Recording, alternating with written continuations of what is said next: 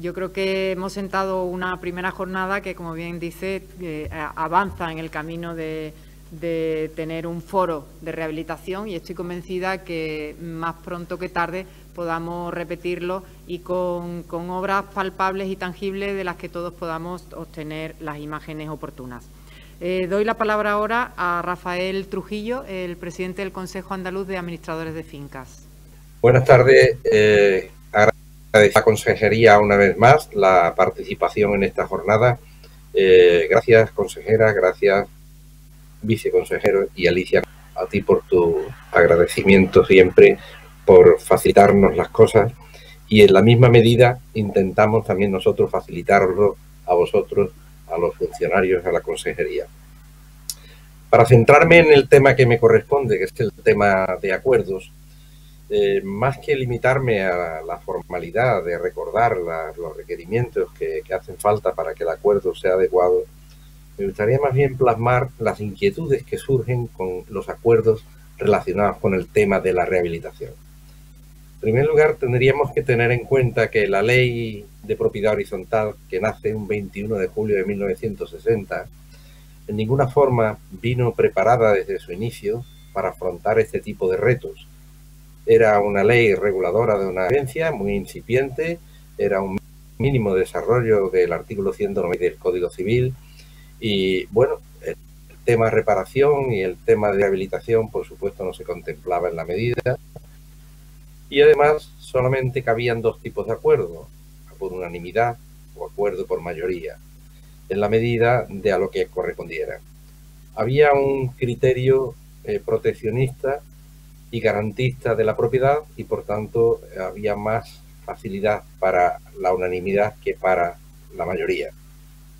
La mayoría quedaba los acuerdos de andar por casa a diario y que en definitiva no tenían apenas repercusión.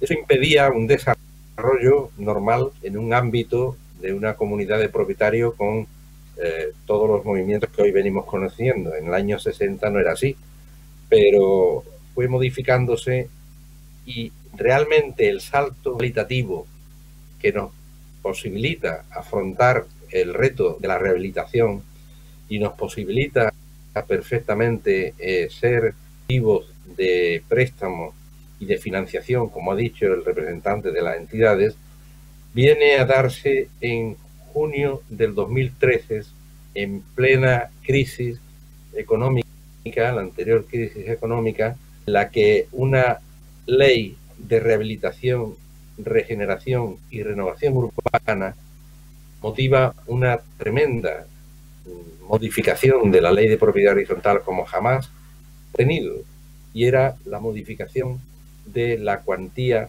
de votos y el cómputo de votos para la toma de acuerdo en cierta medida. Ahí es donde la Ley de Propiedad Horizontal posibilita ya la participación. Bien es cierto que sin tener la personalidad jurídica que requeriría para tener las garantías ante un préstamo como tal entidad, con su propia personalidad jurídica.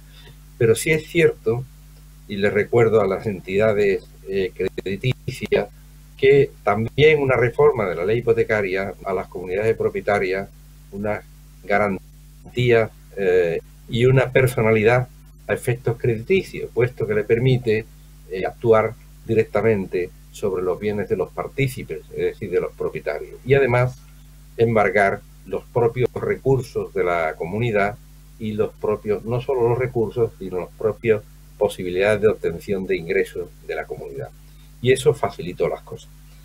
Es bien cierto que hay entidades bancarias que tienen mejor criterios que otras. Efectivamente, el representante de la entidad que aquí nos acompaña ha sido muy claro, y es cierto, lo he vivido en mis propias carnes, y habitualmente se trabaja mucho con entidades de este tipo, donde efectivamente la comprensión en ser bastante favorable para facilitarle las cosas a las comunidades de propietarios.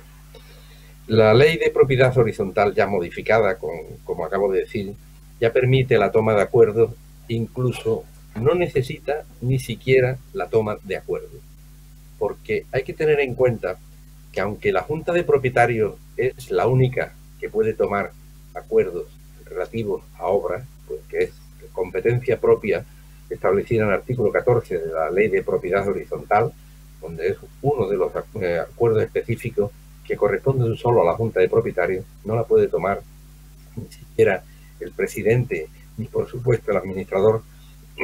Sí es cierto, el artículo 17 de la Ley de Propiedad Horizontal ya reformada, que fue uno de los revulsivos importantes en este sentido, fue el que amplió y dio la posibilidad de una serie de acuerdos que no requieren ni siquiera acuerdo de la Junta de Propietarios. Es una cosa muy excepcional y es precisamente los temas de los que estamos hablando, que es la rehabilitación, la reparación, el mantenimiento y demás. Y así establece el 17 y el artículo 10 en concatenancia los dos, uno en un sentido, otro en función del tipo de acuerdo que corresponda. El artículo 10 diciendo que tendrán carácter obligatorio y no requerirá acuerdo previo de la Junta de Propietarios, impliquen o no modificaciones del título constitutivo y vengan impuestas por administraciones públicas o solicitada a instancia de los propietarios, los trabajos y obras que resulten sean necesarios para el adecuado mantenimiento, cumplimiento del deber de conservación del inmueble, de sus servicios, instalaciones comunes, incluyendo en todo caso las necesarias para satisfacer los requisitos básicos de seguridad, salubridad, accesibilidad universal y las condiciones de ornato y cualquier otra derivada de la imposición por parte de la Administración del deber legal de conservación. Este acuerdo, este artículo es un detonante, puesto que ya le quita a la Junta de Propietarios facultad de poder decidir o no decidir sobre la realización de unas obras que pudieran ser necesarias. ¿Qué determina si la obra es necesaria? Evidentemente un informe técnico. Si un informe técnico establece, y ha habido de propietarios que así se resuelva, establece la necesidad de acometer una obra, en este caso estamos hablando ya de rehabilitación, que incluyen perfectamente los conceptos antes dichos, porque cumple perfectamente el Código Técnico de la Edificación, que establece precisamente lo que son las obras de rehabilitación, que son las contenidas anteriormente, ya no necesitaría el acuerdo de la Junta. Claro, esto es así, pero no es tan así, porque en las comunidades de propietarios las cosas no son tan matemáticas, porque evidentemente sí requiere el acuerdo, puesto que sin un acuerdo específico de acogerse a un crédito, a una financiación, la entidad bancaria no lo va a dar. Sin un acuerdo específico de acogerse a una actitud de subvenciones, tampoco lo van a dar.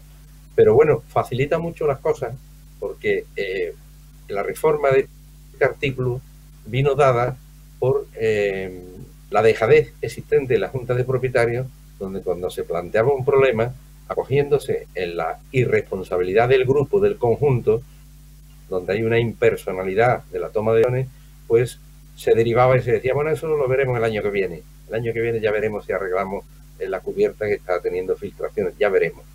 Ese ya veremos, el artículo 10 lo modifica y lo suprime.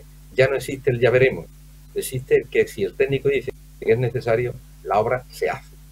Y fijaos el detonante tan claro que tiene el artículo 10, cuando habla y dice, teniendo en cuenta el carácter necesario y obligatorio de las actuaciones referidas a las letras anteriores, una de ellas la que hemos leído, procederá a lo siguiente: serán costeadas por los propietarios de la correspondiente comunidad, limitándose el acuerdo de la Junta a la distribución de la derrama y a la determinación de los términos de su abono. Efectivamente, aquí quiere decir que la Junta sí tiene que decidir cómo la va a pagar, la va a financiar, en qué plazo y qué presupuesto es el que la va a cometer. Pero por lo menos ya se queda resuelto la obligatoriedad. También incluye en este artículo 10 las obras y actuaciones necesarias para los ajustes razonables en materia de accesibilidad universal. Y en todo caso, la requerida estancia es propietario en cuyo vivienda local trabajen o presten servicio voluntario personas con discapacidad. En definitiva, la aplicación de la obligatoriedad de la accesibilidad, que es otro de los problemas que también entra dentro de lo que es la rehabilitación de un edificio, la adecuación del edificio a la accesibilidad, que incluye, por supuesto, lo que sería un ascensor, incluye perfectamente lo que sería rampas de acceso de minusválidos e incluso incluye modificaciones estructurales importantes. Y en este sentido hay una modificación muy importante también de la ley, y es que cuando se precisa para acometer obras de accesibilidad dentro de un conjunto, de una rehabilitación del edificio, afectar espacios privados, existe una preferencia y por tanto la comunidad puede imponer la afección de espacios privados. Es el clásico espacio que requiere para ahuecar un ascensor, para darle acceso a un ascensor, o ocupar un local comercial de la planta baja para poder dotar el acceso a este ascensor, o incluso de las viviendas, un trozo de vivienda.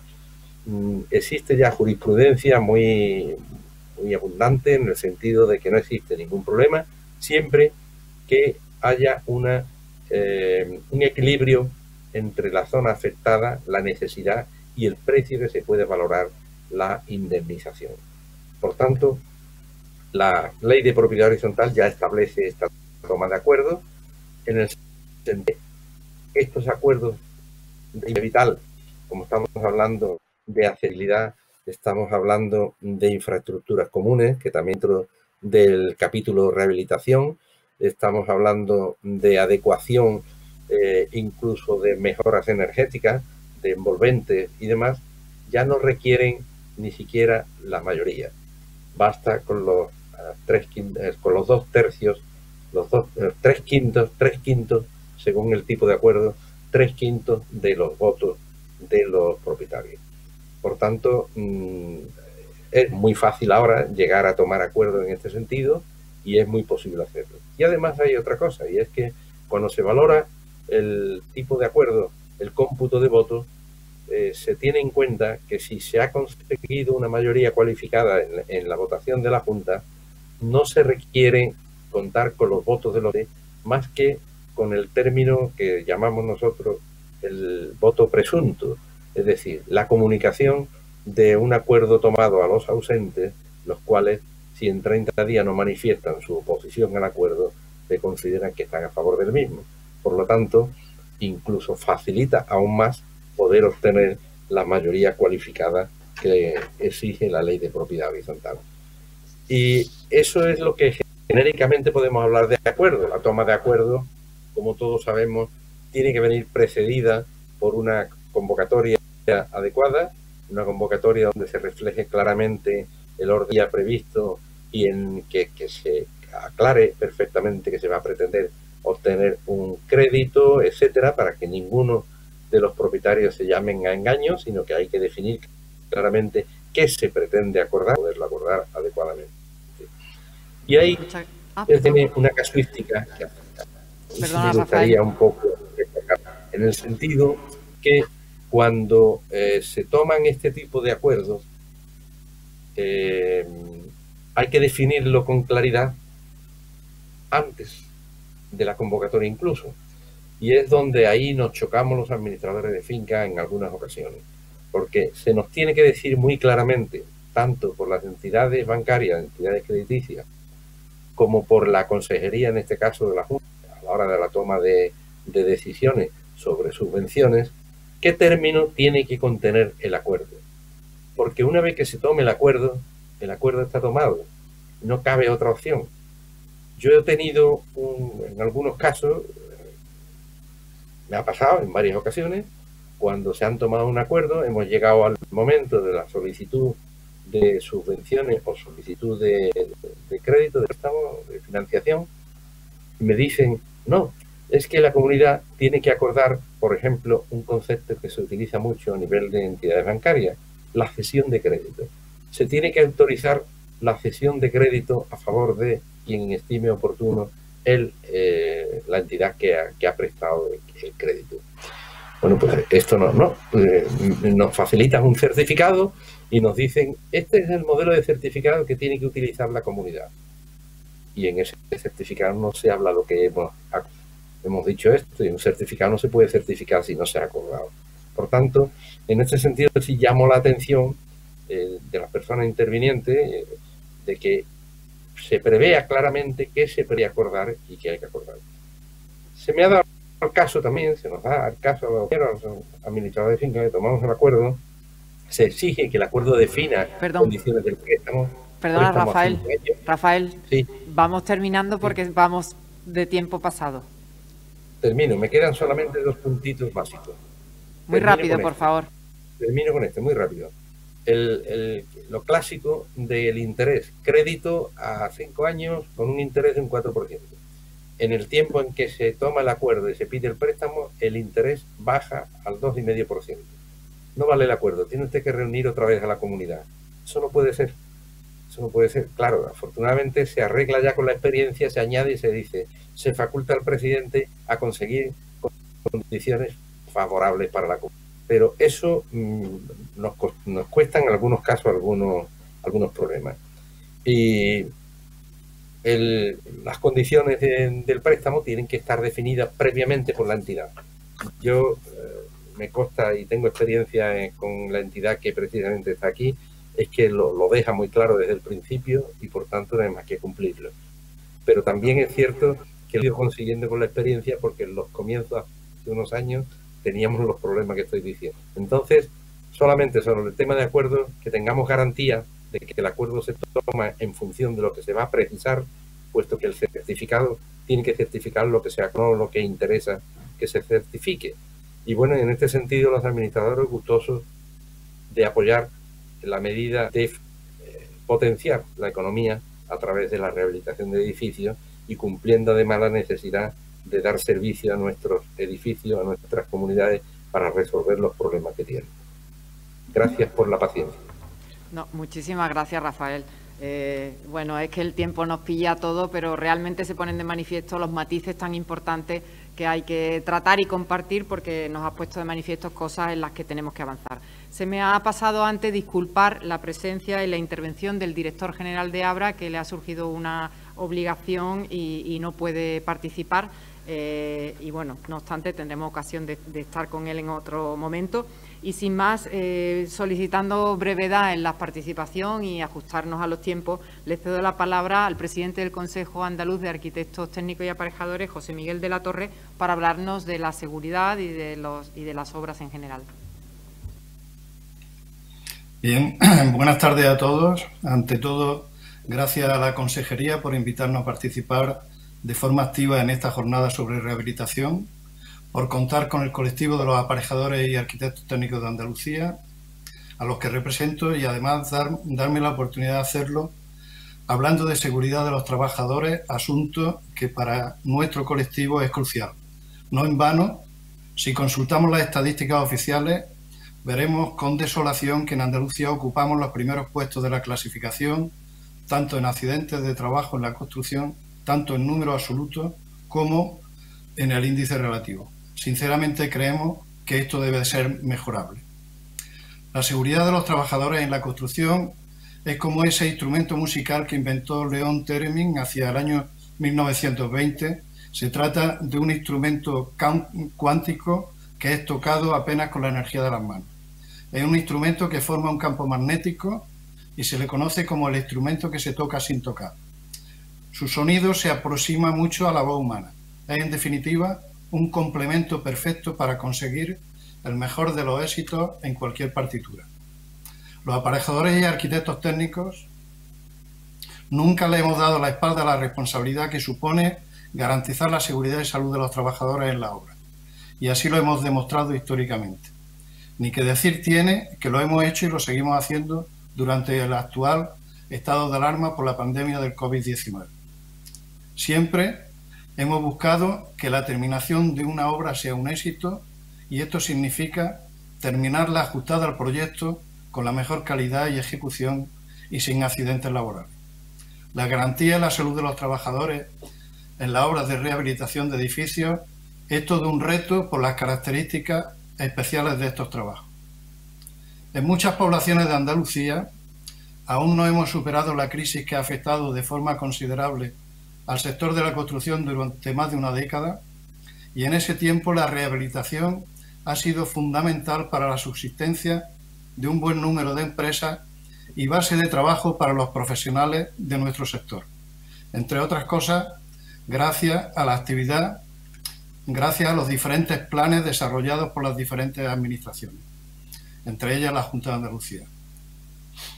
Actividad la de la rehabilitación con muchas expectativas de crecimiento. No obstante, en esta actividad el índice de siniestralidad sigue siendo alto por diversos factores, entre ellos porque las comunidades de propietarios como promotores, que son en muchos de los casos, carecen de cierta cultura preventiva. Entendible, lógicamente, porque no son profesionales de la promoción. La incidencia en el incremento de los accidentes laborales en este tipo de obras, generalmente consideradas como obras menores, se suelen realizar también por pequeñas empresas, algunas con escaso conocimiento de la normativa de prevención de riesgos laborales, sin plan de seguridad y sin coordinador de seguridad y salud. Y además debemos tener en cuenta que en ellas, en las obras de rehabilitación, suelen aparecer riesgos emergentes, en su gran parte por vicios ocultos o descomposición de los materiales a lo largo del tiempo, que generan una mayor peligrosidad que en las obras de nueva construcción mucho mejor planificadas. Así que debemos diferenciar entre obras menores y obras de rehabilitación o reforma con proyectos de ejecución formal y con la existencia de dirección facultativa, estudio y plan de seguridad, así como coordinador de seguridad. No exenta de riesgos emergentes para afrontar la responsabilidad de la seguridad en la construcción. Por poner un ejemplo real, supongo que muchos de ustedes recordarán el siniestro que tuvo lugar en septiembre de 2018 durante la obra de rehabilitación del Hotel Ritz de Madrid, con el lamentable resultado de un muerto y 7 heridos. Esta obra está claro que no era una obra menor. Las causas que dieron lugar al desplome se achacaron en su momento a la falta de un estudio previo que garantizara la seguridad estructural del edificio para soportar los esfuerzos a los que fueron sometidos los forjados y fachadas y correspondientes a las pesadas plataformas utilizadas para la carga y descarga del material, de manera que la parte superior de la fachada, al levantar el forjado de la última planta, quedó aún más debilitada. Fundamental en este caso habría sido la labor de un coordinador de seguridad para ordenar el proceso constructivo con garantías para la seguridad de los trabajadores. No obstante, me gustaría centrarme en aquellos trabajos de rehabilitación, reforma y mantenimiento de edificios sin proyecto, que en los últimos tiempos se han convertido en un volumen importante de la actividad del sector de la construcción y que nos sugiere la necesidad de avanzar en un proceso necesario de adaptación a las nuevas características de la actividad. Como he apuntado antes, supone un cambio en el perfil de los promotores, en muchos casos comunidades de propietarios o particulares que no son profesionales del sector, por lo que requieren incrementar el papel asesor de los técnicos, del redactor de la documentación técnica o presupuesto, así como del director de la obra y del coordinador de seguridad y salud. Muchas de las tareas a realizar en un trabajo de rehabilitación son similares a los de una obra nueva, pero en un entorno totalmente distinto, mientras que en esta última, en la obra nueva, los trabajos se inician en un espacio abierto, un solar, los trabajos de rehabilitación se inician en un edificio ya existente sobre el que vamos a intervenir, lo que conlleva una tarea previa de evaluación de los posibles riesgos existentes por defectos estructurales, por materiales potencialmente peligrosos e instalaciones ocultas, lo que nos obligará a identificar los posibles riesgos emergentes y establecer métodos de trabajo con medidas adecuadas de prevención. En la rehabilitación, los accesos, los servicios de obra, la descarga de material y su almacenamiento, junto con la limitación de espacios, la ocupación de la vía pública, el compartir la obra coincidiendo con el uso habitual, ya sea residencial, comercial o cualquier otro, es una situación diferencial que obliga a tratamientos específicos para evitar riesgos asociados que puedan afectar tanto a los potenciales usuarios como a los trabajadores. Como dijimos antes, un buen número de estas obras no requieren de proyectos. Por eso no las hacemos menos complejas en cuanto a su gestión en lo que se refiere a prevención de riesgos laborales. Ni podemos presuponer que los trabajos tengan menor riesgo para los trabajadores. Quiero decir con esto que el hecho de no existir un proyecto conlleva una singularidad especial.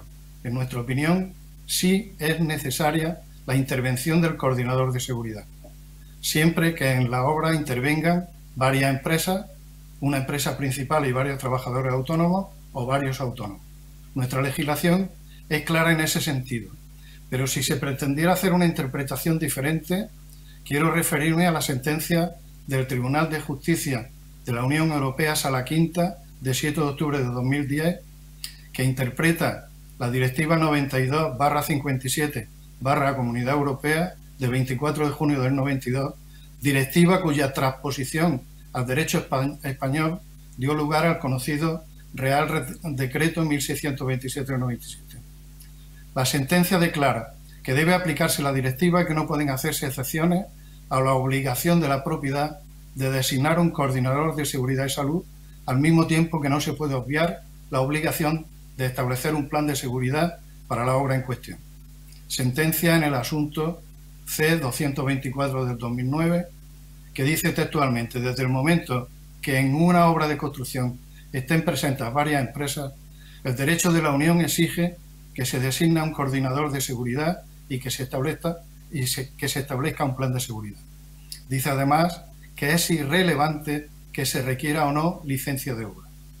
En este mismo sentido, quiero referirme al Decreto Ley 2/2020 de mejora y simplificación de la regulación para el fomento de la actividad productiva de Andalucía, decreto ley que apoyamos en su día, en lo que se refiere a la edificación, y que en nuestro colectivo, los aparejadores y arquitectos técnicos, se ha recibido con alguna reserva en lo que su aplicación e interpretación por los ayuntamientos se refiere. Entendemos que se debería concretar en cuanto a los técnicos que debieran intervenir en cada uno de los casos. Para nosotros, el introducido nuevo artículo 169 bis establece que todas las obras a las que nos estamos refiriendo están sujetas a declaración responsable. No obstante, el apartado 3 de este artículo 169 bis es bastante claro.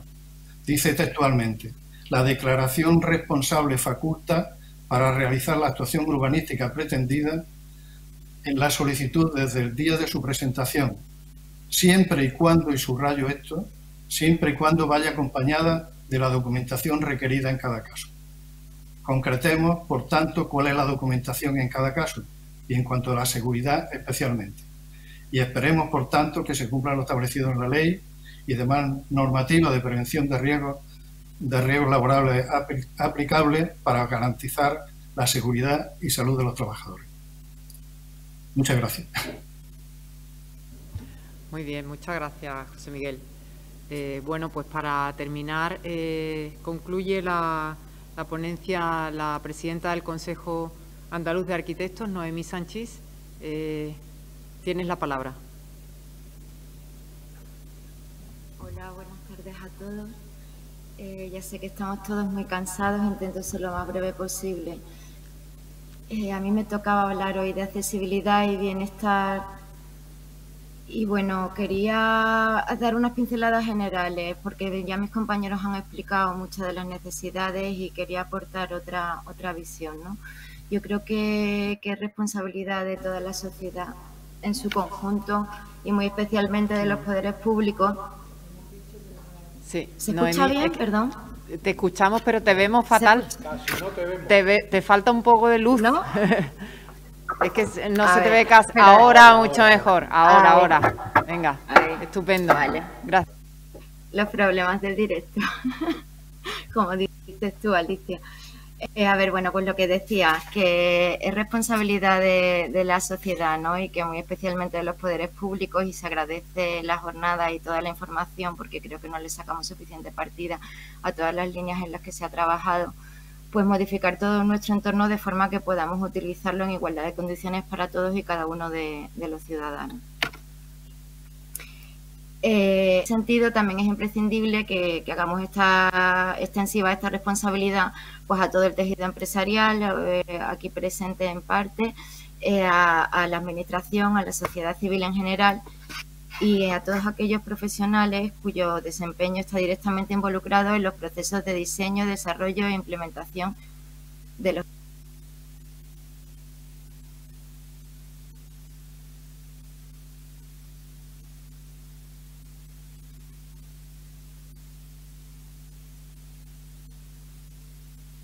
No hay conexión.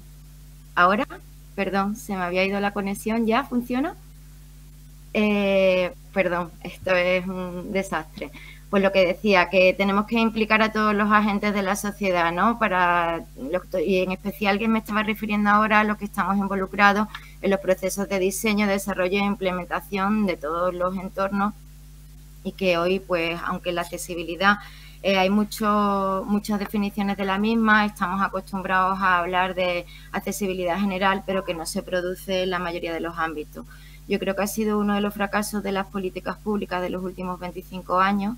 Me alegra que sigamos fomentando líneas, y en Andalucía, que siempre hemos ido a la cola de las medidas en España, creo que ahora mismo estamos siendo punteros con la mayoría de las líneas, leyes y medidas que se están adoptando, lo cual me satisface, aunque creo que nos queda mucho camino por recorrer. En los datos nacionales que hay de discapacidad españoles están entre el 12 y el 16% de discapacitados, mientras que en Andalucía presentamos unas cifras de casi el 20%. Y en este concepto de discapacitado, en el que me gustaría pararme simplemente un poco, ¿no? Creo que es importante que hablemos de que a estos colectivos lo que tenemos que proporcionarles no solamente un acceso concreto a un edificio, ¿no? Tenemos que proporcionarles una capacidad de vida independiente, ¿no? Es un concepto muy anglosajón, pero con el que yo creo que estoy bastante de acuerdo, ¿no? Es un término que significa ser capaz de vivir la vida de la forma que tú elijas, con la gente que tú elijas, tener la posibilidad de elegir quién te ayuda, la forma en la que te ayudan. No se trata necesariamente de que puedas hacer todas las cosas por ti mismo, pero sí se trata de tener el control sobre tu vida. Esto es muy importante y se ha visto que en situaciones como la que ahora nos ha abordado, extrema, como la del COVID-19, pues el espacio de la vivienda ha sido mucho más importante, y en el que tantas políticas hemos demandado a todos los niveles, no solo el acceso a la vivienda, que ya estamos en Andalucía en torno al 70% de personas que no pueden acceder a una vivienda, como el acceso a un espacio digno de esa vivienda. Esto requiere, pues, propiamente toda esta accesibilidad que se tiene que reflejar en el transporte, en los edificios públicos, en el espacio público y, por supuesto, en esta vivienda, y que en estos discapacitados, que tenemos a las personas que ya la Secretaría General ha nombrado antes, de mayores de 65 años, pero tenemos también muchos discapacitados mentales, que suelen ser bastante invisibles en nuestra sociedad y que tienen tanto problemas de movilidad como problemas de adaptación al entorno. No se suelen tener en cuenta las necesidades de estas personas a la hora de diseño y rehabilitación de una vivienda, y yo quisiera lanzar hoy una llamada a este tema, y que además tienen necesidad de un soleamiento más especial, de un espacio de interacción interior-exterior que tan necesario ha sido para todos nosotros en este confinamiento, pero que para todas estas personas intensifica aún más todos los síntomas que sufren. La adaptación y la flexibilidad del espacio público es igualmente necesario en este sentido. Y luego hay una serie de personas, de discapacitados temporales, que todos nos podemos encontrar en esa situación por sufrir un accidente, una enfermedad puntual, por tener una situación de embarazo, por tener niños pequeños, en fin, todo esto hace que muchas personas, pues, se encuentren prisioneras en sus viviendas, en sus modos de vida, lo que es aún más difícil de abordar, ¿no? Entonces, la idea es que el beneficio de una accesibilidad universal, tanto en la vivienda como en el espacio público, desde mi punto de vista, es que todos somos los beneficiarios de ese entorno, ¿no? Crear diseños y productos para todos de una forma directa hará que de forma indirecta nos beneficiemos la mayor parte de la sociedad, ¿no? En este sentido, creo que tenemos que diseñar siempre y rehabilitar, en este caso, pensando en todos aquellos en los que tienen mayores barreras, no solamente barreras físicas, sino también problemas acústicos. Tenemos personas con autismo donde altos niveles de sonido le provocan un trastorno muy importante. Tenemos personas que tienen problemas de visibilidad, con lo cual buenos niveles de iluminación, y vuelvo otra vez al soleamiento, son importantes. Ya la Secretaría General ha hablado de la importancia de los problemas de eficiencia energética, y creo que en esta crisis del COVID se ha demostrado de forma flagrante que la pobreza energética es un problema importante en nuestra sociedad, que el propio Gobierno ha tenido que habilitar unas medidas para que nadie pueda verse privado de luz por no pagar la factura. Los costes de la energía son cada vez más altos. Tenemos que tender a un diseño en los edificios y a unas políticas de rehabilitación, y ahí me solidarizo con el discurso de José Miguel, en el que sean actuaciones integrales, porque mejoraremos el bienestar de calidad de vida de las personas de una forma bastante importante. Actuaciones puntuales, sin proyectos, en los que solamente se abordan soluciones que tienen una vida útil muy corta, pero que no facilitan a las familias una mayor calidad de vida, pues hace que sea una pérdida de recursos públicos y humanos, ¿no? Yo no me quiero extender mucho, solo centrar algún dato más porque sé que vamos muy tarde. Que tenemos 4 millones de personas discapacitadas en España, que es el 9% de la población en España, pero que, como digo, en Andalucía tenemos un 20%, con lo cual una quinta parte de la población tiene problemas de discapacidad. Creo que son una de las políticas en las que nos tendremos que centrar con mayor empeño, y que los niveles de rehabilitación en los que está Europa y en los que están todos los países en España están muy lejos de alcanzar. Estoy completamente de acuerdo con lo que ha explicado Francisco, de que es un motor de recuperación económica. Quisiera lanzar una lanza por el sector de la construcción, que tan denostado ha sido durante muchos años, en donde tanto a promotores, constructores como técnicos se nos culpó de una crisis que, desde mi punto de vista, ha sido financiero, y en el que se han beneficiado más especuladores que todos los que llevamos toda la vida trabajando en él, y que tenemos una importante aportación al Producto Interior Bruto y al bienestar de esta sociedad, y que ahora, curiosamente, como recuperación y principal motor de esta hecatombe económica, vuelve a aparecer el sector de la construcción. Y es que tenemos mucho que decir y mucho que aportar, que necesitamos que se proporcionen todas las medidas adecuadas, que creo que todos los que estamos aquí queremos construir otra Andalucía, queremos construir una sociedad más solidaria y para todos, que era el objetivo de mi ponencia, y que, bueno, que de construir Andalucía los arquitectos sabemos mucho, seguimos formándonos en todo tipo de campos, que estamos a disposición de todo lo que necesitéis, y que esperamos que no quede ni un solo euro de esas ayudas para poder habilitar los mejores espacios posibles para nuestros ciudadanos. Ha sido un placer intervenir y gracias por invitarme. Bueno, muchísimas gracias a todos. Ha sido un lujo realmente contar con todas vuestras aportaciones, con vuestra participación.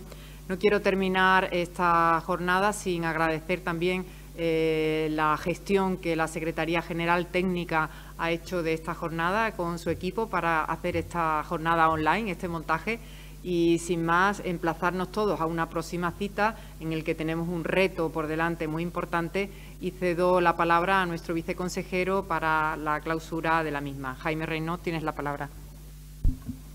Bueno, buenas tardes, muchas gracias, Secretaria General de Vivienda. Queridos amigos todos, Jorge Sáenz de Miera, por tu intervención clarificadora, sin ningún género de duda. A Francisco Martínez Cañabate, bueno, un colaborador habitual, y por lo tanto no hay palabras para agradecerte desde la Consejería la colaboración que FADECO siempre está dispuesta a aportar a esta Consejería y a sus responsables. Querido Rafael, amigo de hace muchísimos años, colegio ciertamente tan importante, tan cercano desde el punto de vista físico y material, pero también desde el punto de vista de lo que es la realidad material en nuestra comunidad, en Andalucía.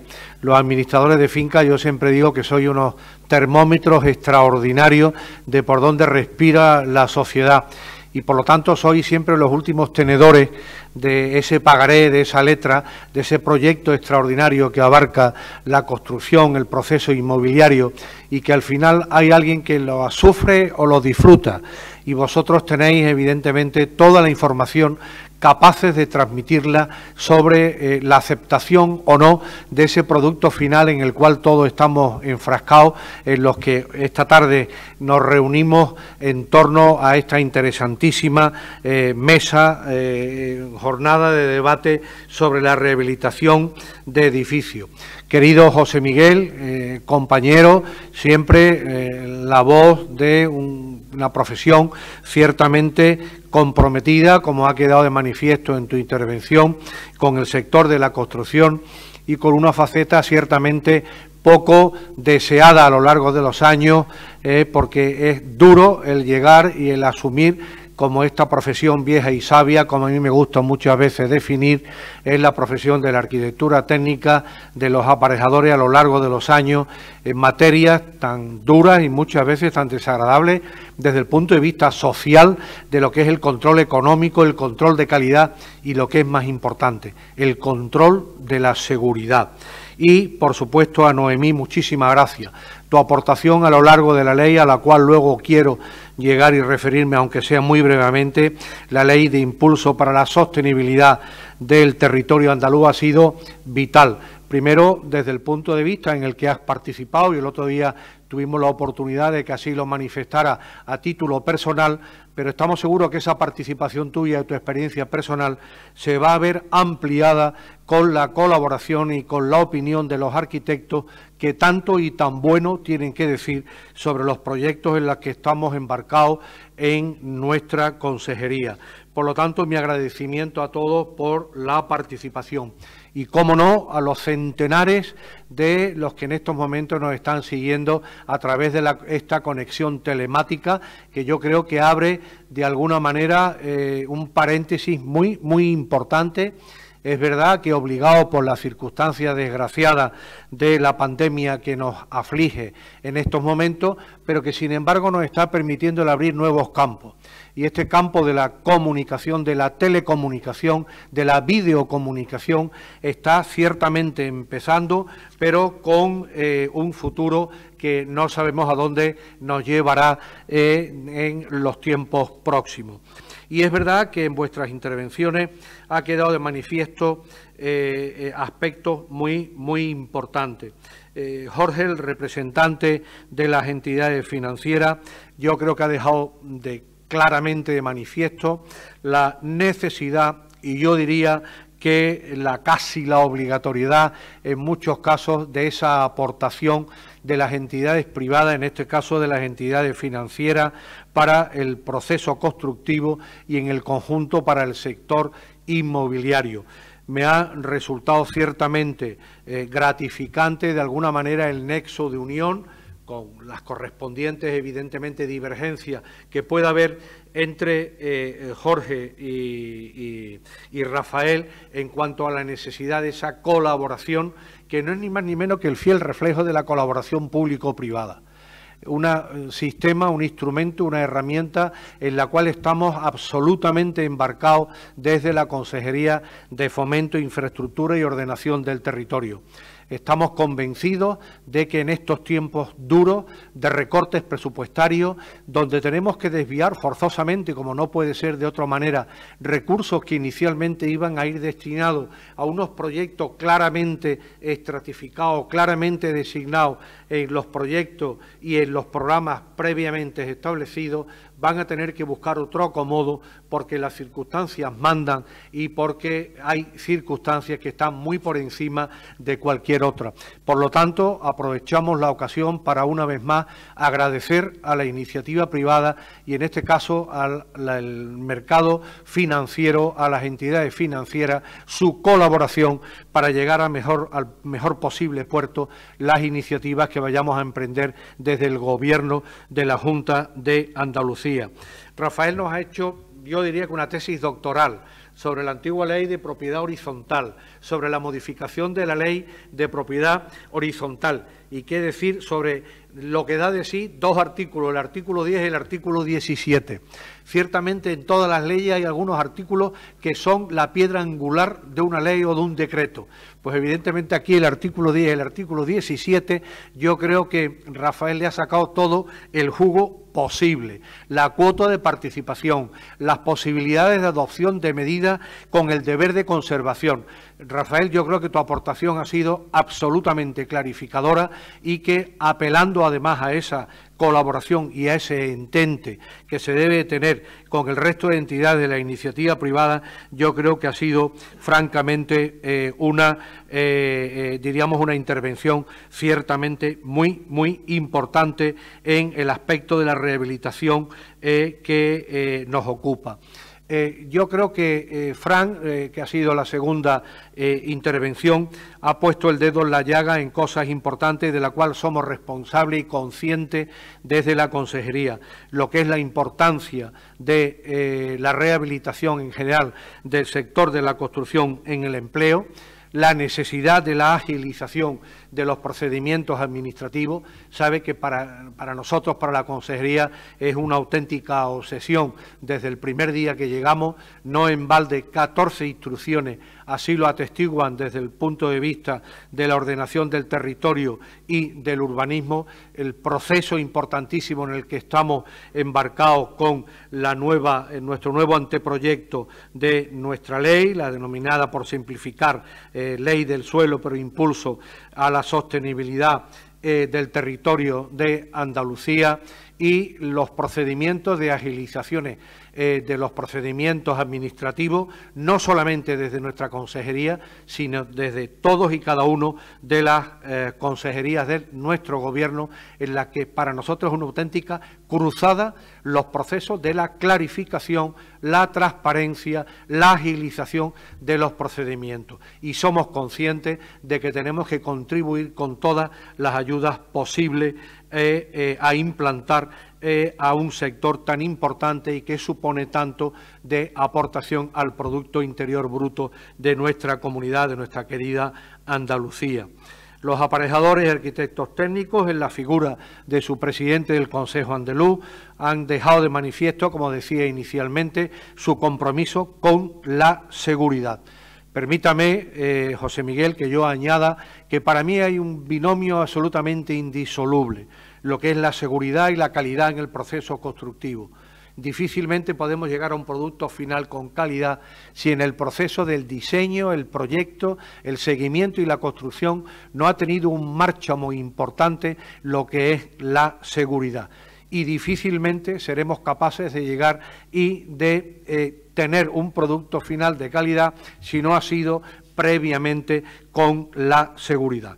Por lo tanto, esa disyuntiva de la seguridad y o la intervención de lo facultativo se pone encima de la mesa, y yo creo que evidentemente es un tema a estudiar y analizar, precisamente porque han llegado tiempos en los que tenemos que conjugar perfectamente esos procedimientos de agilización y de simplificación, no exento de las responsabilidades de todos y cada uno de los intervinientes en el proceso, en los procesos constructivos.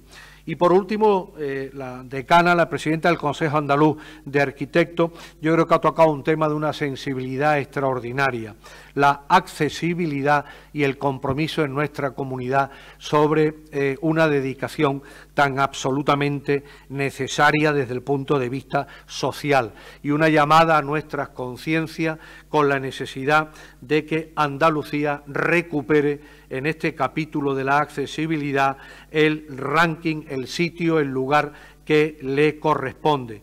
Ha analizado los espacios dignos que deben de tener los usuarios, por lo tanto todos y cada uno de los ciudadanos, desde el punto de vista urbanístico y del diseño. Esos datos de discapacidad ciertamente, verdaderamente, directamente relacionados con la calidad de vida, y el compromiso que asume la arquitectura en esos diseños sostenibles y en esos diseños accesibles.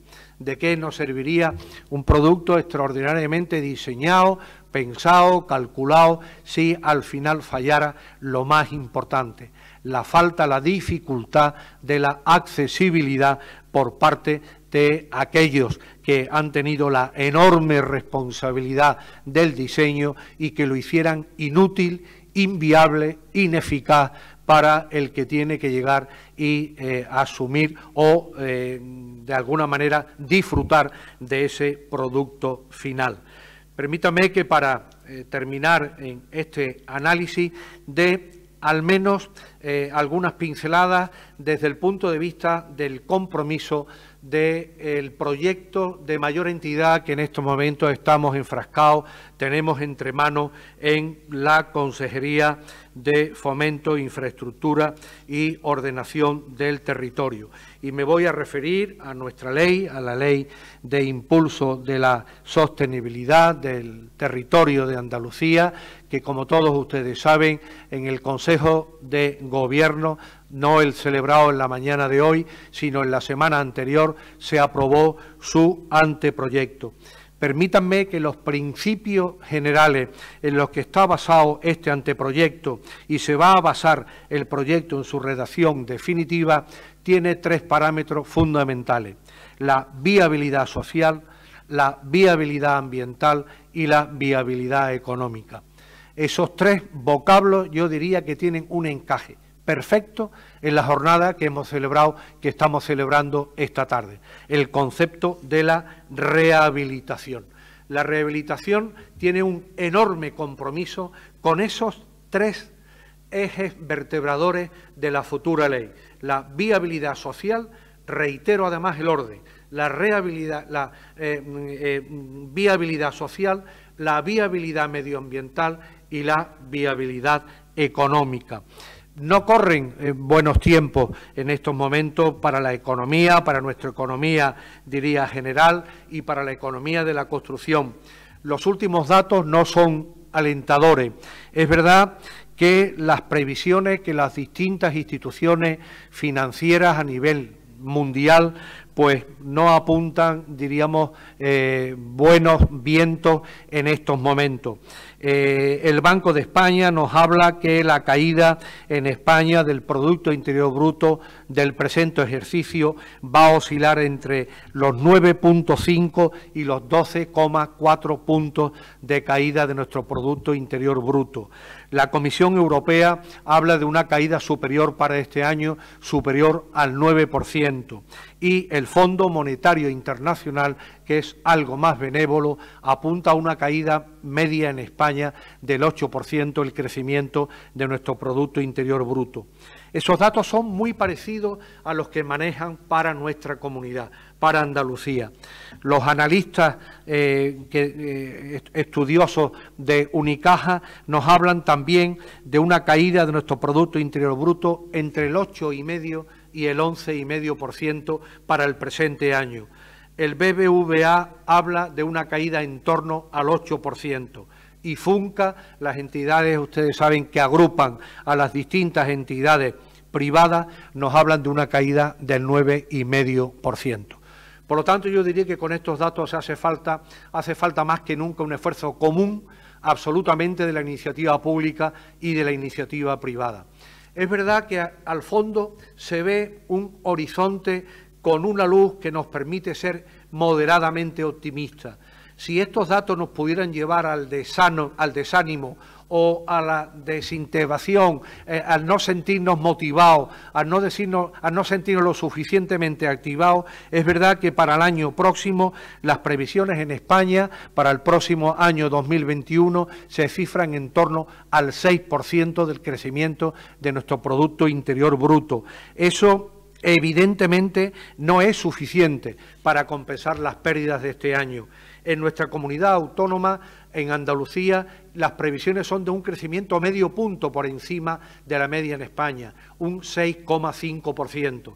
También es necesario crecer todavía más para recuperar lo que hayamos podido perder.